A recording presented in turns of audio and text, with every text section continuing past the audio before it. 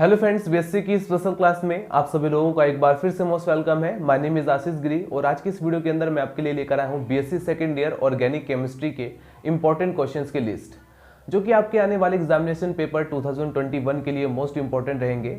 तो दोस्तों, इन क्वेश्चंस को आप अच्छे से प्रिपेयर करेंगे और इन सभी क्वेश्चंस के आंसर आपको इसी वीडियो के डिस्क्रिप्शन बॉक्स में आपको एक लिंक मिल जाएगा। Organic chemistry BSc second year का एक पूरा प्लेलिस्ट बना हुआ है, जिसमें लगभग 50 वीडियोस मैं अपलोड कर चुका हूं।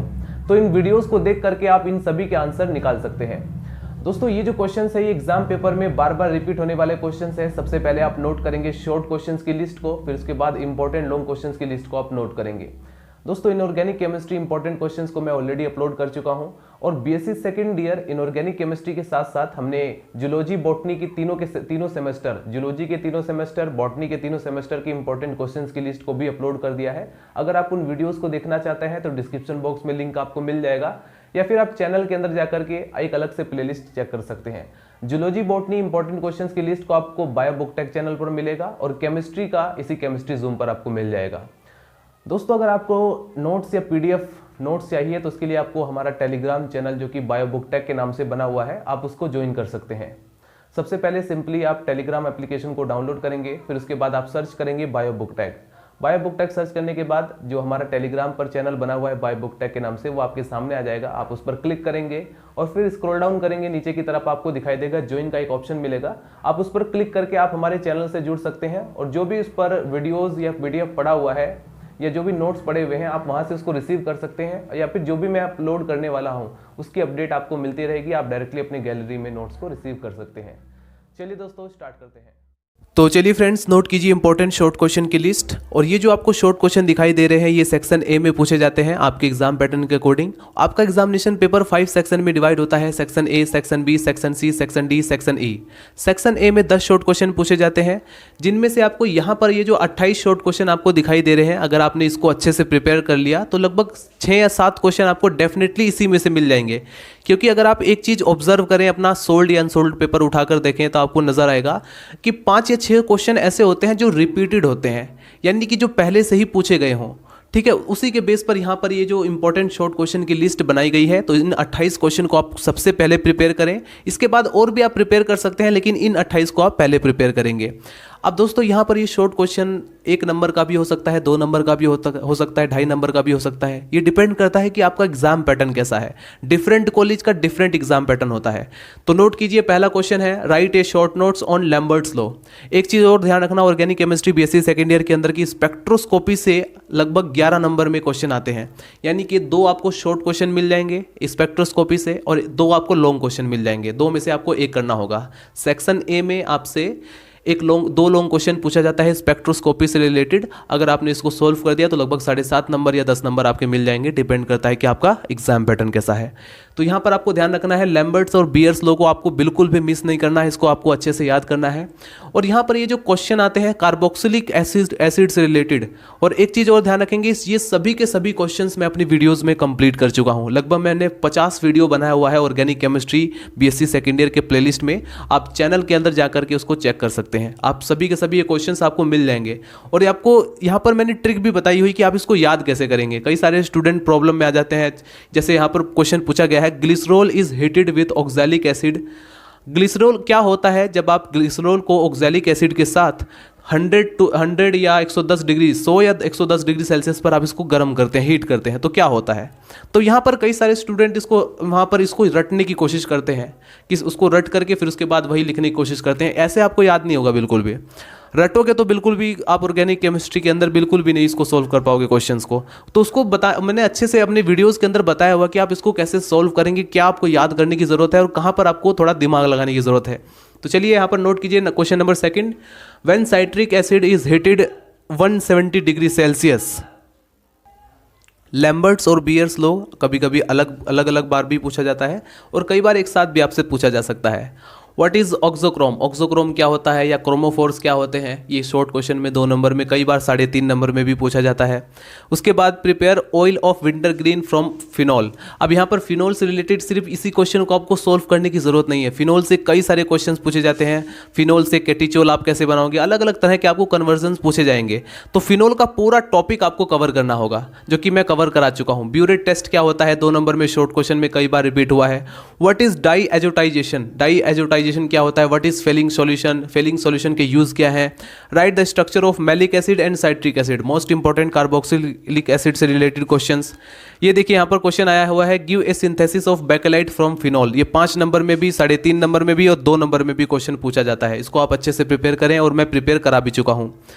Question number 11, prepare anthranilic acid and phenolphthalein from phthalic acid. Phthalic acid से यहाँ पर आप कैसे बनाएंगे एंथ्रानिलिक और फिनोप्थैलिन। उसके बाद आता है question number 12, prepare salol and picric acid from salicylic acid. Salicylic acid से सेलोल और पिप्रिक एसिड कैसे बनाएंगे, ये मैंने बहुत अच्छे से प्रिपेयर किया हुआ है, आपको बताया हुआ अभी कि इसको आप कैसे आसानी से बना सकते हैं और इसमें आपको क्या रटने की ज़रूरत है और कहाँ पर थोड़ा दिमाग लगाने की ज़रूरत है, कैसे आप रिएक्शन को करेंगे। क्वेश्चन नंबर 13 है, discuss reaction mechanism of Perkin reaction. दोस्तों एक चीज़ ध्यान रखना, यहाँ पर लॉन्ग क्वेश्चन और शॉर्ट क्वेश्चन दोनों में आपसे ये रिएक्शन मैकेनिज्म पूछा जाता है।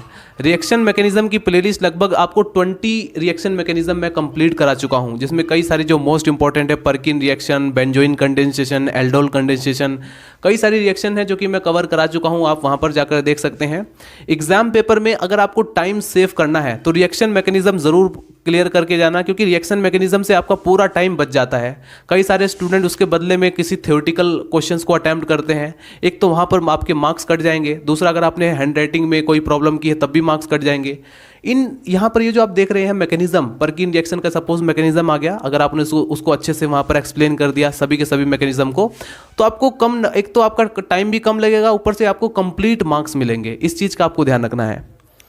विलियमसन सिंथेसिस क्या होता है, 2 नंबर में शॉर्ट क्वेश्चन में कई बार पूछा जाता है। उसके बाद discuss the effect of heat on di carboxylic acid. Di carboxylic acid पर हीट का क्या इफेक्ट होता है। एल्डोल कंडेंसेशन मैकेनिज्म, ये 2019 में भी पूछा गया क्वेश्चन है और ये मैं एक्सपेक्ट कर रहा था कि 19 में आएगा और आ चुका है क्वेश्चन। ये मैंने पिछली वीडियोस के जब हम 2018 में जब मैं बना रहा था इंपॉर्टेंट क्वेश्चन की लिस्ट, तो वहाँ पर मैंने इसको एक्सपेक्टेड क्वेश्चन की लिस्ट में डाला था और ये आ गया था। What is the use of Fehling solution and Tollen reagent, most important.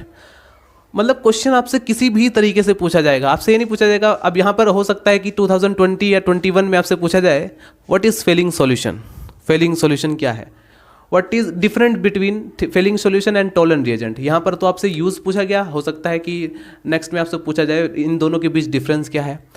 Explain the action of heat on alpha beta and gamma hydroxy acid, ये भी मैं बता चुका हूँ, कंप्लीट कर चुका हूँ। What is Sandmeyer reaction क्या होता है।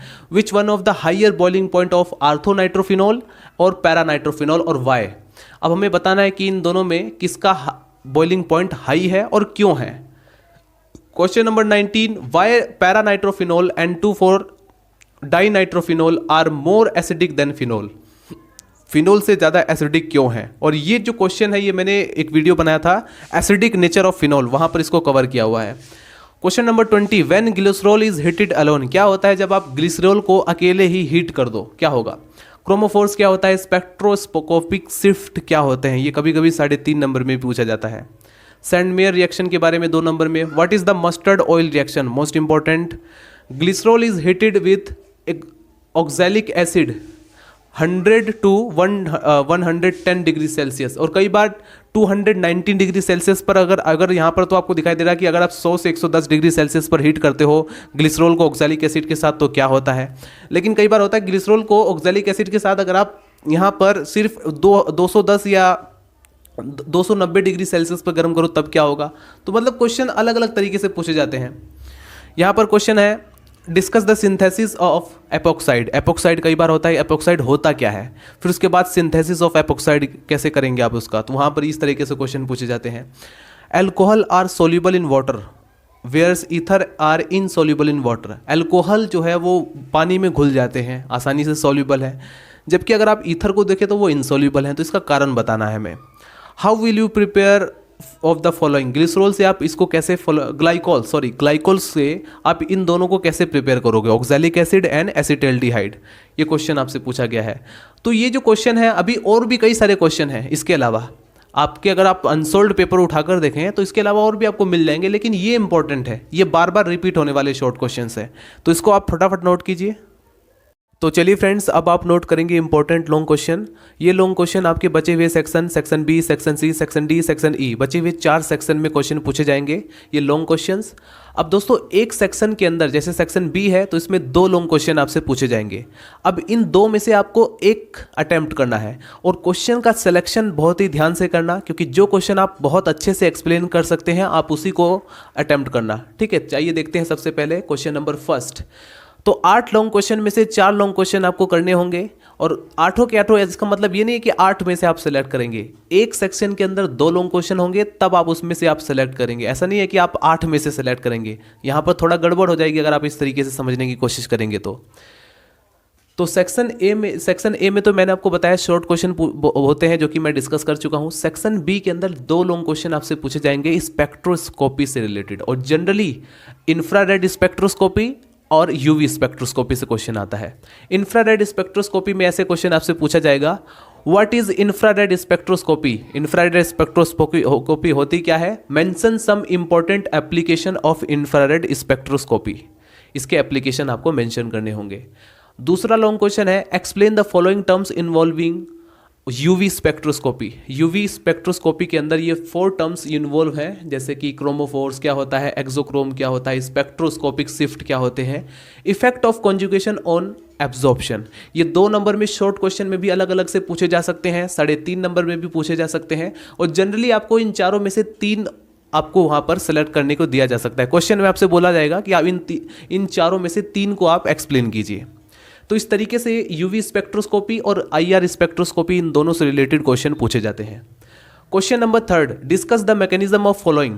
प्यारे दोस्तों, मैकेनिज्म मैं सभी कंप्लीट करा चुका हूं, हर मैकेनिज्म जो कि इंपॉर्टेंट में कौन कौन सा इंपॉर्टेंट है ये आपको क्वेश्चन में ही दिखाई देगा, जैसे कि कैनेजारो रिएक्शन, पर्किन रिएक्शन, और यहाँ पर आपको दिखाई देगा बेंजोइन कंडेंसेशन, एल्डोल कंडेंसेशन। तो ये सब मैं डिस्कस कर चुका हूँ, आप चैनल के अंदर जाएंगे आपको अलग से रिएक्शन मैकेनिज्म की प्लेलिस्ट भी मिल जाएगी। क्वेश्चन नंबर 4 है, व्हाट इज डाईएजो रिएक्शन। ये जो है क्वेश्चन ये पूछा जाएगा आपसे सेक्शन डी में। सेक्शन डी में क्वेश्चन जनरली पूछा जाता है, what is diazo reaction, describe the preparation, synthetic application and structure of benzene diazonium chloride, और ये क्वेश्चन मैं सॉल्व कर चुका हूँ, वीडियो आपको मिल जाएगा।